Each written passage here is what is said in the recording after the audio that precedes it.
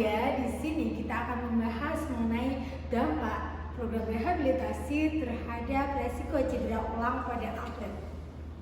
Dunia olahraga semakin kompetitif. Prestasi dan juga kesehatan menjadi aspek penting yang harus diperhatikan untuk meningkatkan performa atlet. Sebagai seorang atlet, penunjang utama adalah kondisi fisik yang merupakan salah satu komponen yang harus dimiliki seorang atlet dalam meningkatkan dan juga mengembangkan prestasi olahraga secara optimal. Latihan intens dan juga melakukan pertandingan dengan jam terbang yang cukup tinggi dapat menimbulkan tekanan pada fisik dan juga meningkatkan resiko terjadinya cedera, bahkan cedera berulang. Ketika seorang atlet mengalami cedera, hal ini tidak hanya mempengaruhi kondisi fisiknya saja, tetapi juga mempengaruhi kondisi fisiknya secara aspek kontekstual dan juga psikologis. Faktanya, dalam situasi tertentu, cedera dapat menghilangkan kompensasi atlet dan juga meningkatkan stres hidupnya. Ketakutan terhadap cedera ulang, sensasi kehilangan, emosi negatif, dan gangguan suasana hati lainnya.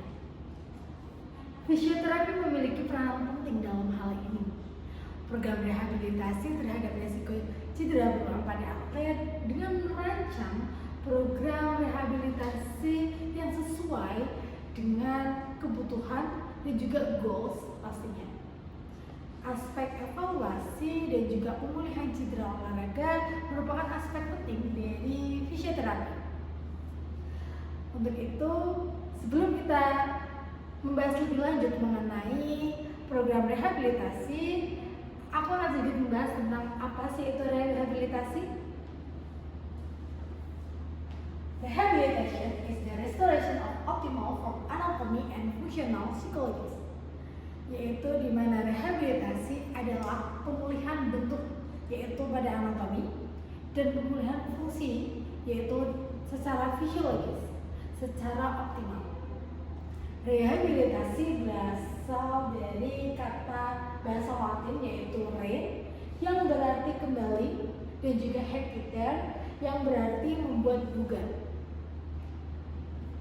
Lalu penting untuk mengidentifikasi rehabilitasi sebagai proses yang ditargetkan untuk meminimalkan kerugian dengan cedera akut atau bahkan cedera kronis, untuk mendorong pemulihan dan untuk memaksimalkan kapasitas fungsional, kebugaran, dan juga kinerjanya. Program rehabilitasi harus mempertimbangkan fakta bahwa tujuan pasien, yaitu yang di sini atlet, adalah untuk mengembalikan ke aktivitas dan juga lingkungan yang sama di mana cedera terjadi. Kapasitas fungsional setelah rehabilitasi harus sama atau bahkan lebih baik dari sebelum terjadinya cedera. Tujuan akhir dari proses rehabilitasi adalah untuk membatasi luasnya cedera, mengurangi atau mengembalikan gangguan dan hilangnya fungsi, serta mencegah, memperbaiki, atau menghilangkan seluruh kecacatan. Apa saja sih tahapan dari program rehabilitasi ini, yaitu khususnya pada cedera atlet? Tahapan rehabilitasi ini dibagi menjadi ada 5 tahapan. Yang tahapan pertama adalah tahap awal program rehabilitasi. Fase ini berlangsung kurang lebih 4 hingga 6 hari. Respon pertama tubuh ketika mendapatkan cedera yaitu adalah peradangan atau inflamasi. Tujuan selama fase awal proses rehabilitasi ini meliputi yaitu adanya pembatasan kerusakan jaringan, peredaran nyeri, dan juga pengendalian dan respon inflamasi terhadap cedera dan perlindungan area anatomi yang terkena. Peristiwa patologis yang terjadi segera setelah kita mendapatkan cedera bisa menyebabkan gangguan seperti atrofi atau pengecilan otot dan kelemahan serta keterbatasan tentang gerak sendi. Langkah Langkah awal saat cedera bisa dilakukan pitch and lock. P for protection, E for elevation, A for avoid anti-inflammatory, C compression, E education, and L load, O optimis, dan V vascularization, and E terakhir exercise. Lalu tahap yang kedua yaitu tahap menengah. Fase ini biasanya berlangsung dari hari kelima hingga 8-10 minggu. Setelah fase inflamasi, tubuh mulai memperbaiki jaringan yang rusak ke jaringan yang baru. Tetapi jaringan ini masih sangat lemah. Tujuan rehabilitasi pada tahap kedua ini meliputi pembatasan gangguan dan juga pemulihan kerugian fungsional. Bentuk latihan yang dilakukan selama fase ini termasuk penguatan ekstremitas yang tidak cedera dan juga area proksimal dan distal dari cedera. Latihan aerobik dan anaerobik serta meningkatkan kekuatan dan juga kontrol neuromuskular pada area yang cedera. Lalu tahapan yang tidak kalah penting yaitu tahapan ketiga, tahap rehabilitasi lanjut. Fase ini berlangsung sekitar 21 hari dan dapat berlanjut selama 6-12 bulan tergantung dengan cedera apa yang terjadi. Hasil dari fase sebelumnya adalah penggantian jaringan yang rusak dengan serat kolagen. Setelah serat-serat tersebut terbentuk, lalu tubuh dapat mulai merombak dan memperkuat jaringan baru, memungkinkan atlet untuk secara bertahap kembali ke aktivitas penuh. Latihan rehabilitasi dan rekondisi berfungsi untuk memfasilitasi kembalinya nanti atlet untuk berkompetisi. Contoh pelatihan fungsional termasuk seperti strengthening, specific agility, close kinetic champ, lalu ada latihan yang lebih meningkatkan kontrol neuromuskular. Pada fase ini, latihan harus dirancang dari latihan umum ke latihan yang khusus olahraga, misalnya seperti atlet sepak bola yang terkena cedera itu kita sudah bisa melatihnya di lapangan. Cross training dianjurkan terutama dengan aktivitas yang tidak menimbulkan gejala apapun akibat cedera. Pada tahap ini kita bisa melatihnya tetapi juga mempertimbangkan aspek yaitu nyeri. Yang tadi yaitu yang keempat, back to sport. Ini bukan goals terakhir dari tahapan untuk program rehabilitasi cedera, tetapi transisi ini penting karena meskipun atlet mungkin telah pulih secara medis, misalnya peningkatan fleksibilitas, lalu lemak geraknya sudah bagus, kekuatan fungsionalnya juga sudah bagus, tidak ada nyeri, kontrol neuromuskularnya bagus, dan sudah tidak ada peradangan.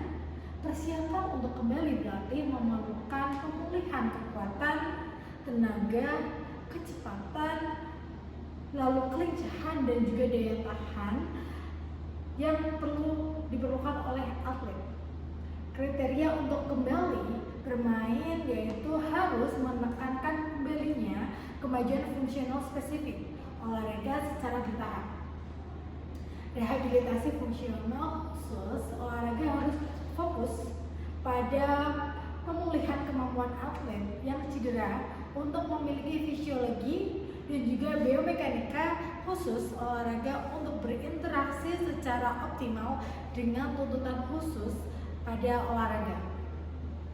Artinya, teknik tersebut perlu direplikasi dengan kecepatan yang sama, di permukaan yang sama, dengan tingkat kelelahan yang sama agar benar-benar efektif. Dan tahapan yang kelima, tidak kalah penting lagi, last but not least, memantau kesejahteraan atlet sangat penting untuk memandu pelatihan dan mendeteksi perkembangan apapun yang mengarah pada hasil yang kesehatan negatif dan juga kinerja buruk yang terkait. Ukuran objektif seperti kinerja, fisiologis, lalu juga ada ada biokimia dan subjektif seperti gangguan suasana hati dan juga kontrol stres merupakan pilihan untuk pemantauan atlet. Monitoring ini dapat membantu menentukan apakah seorang atlet dapat beradaptasi dengan program rehabilitasi dan juga meminimalkan risiko terjadinya cedera berulang.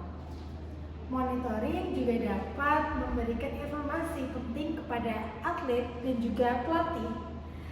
Namun, sistem pemantauan ini harus intuitif, menyediakan analisis dan juga interpretasi data yang efisien dan memungkinkan pelaporan umpan balik yang sederhana namun valid secara ilmiah.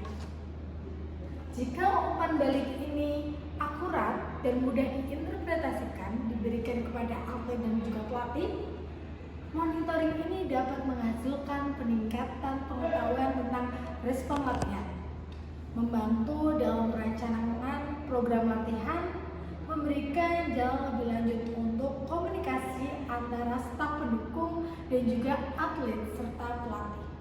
Dan pada akhirnya, ketika komunikasi itu terjalin, dapat meningkatkan prestasi seorang atlet.